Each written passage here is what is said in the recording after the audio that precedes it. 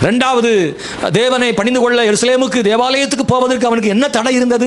நமக்கெல்லாம் இன்றைக்கு ஆலயத்துக்கு வர தடை இருப்பது போலவே எத்தியோப்பிய மந்திரிக்கும் ஆலயத்துக்கு போக தடை இருந்தது. ஆனால் அந்த தடைகளெல்லாம் தாண்டி தான் எத்தியோப்பிய மந்திரி ஆலயத்துக்கு போனான். நாமும் தடைகளை தாண்டி ஆலயத்துக்கு வருவோம். ஹல்லேலூயா.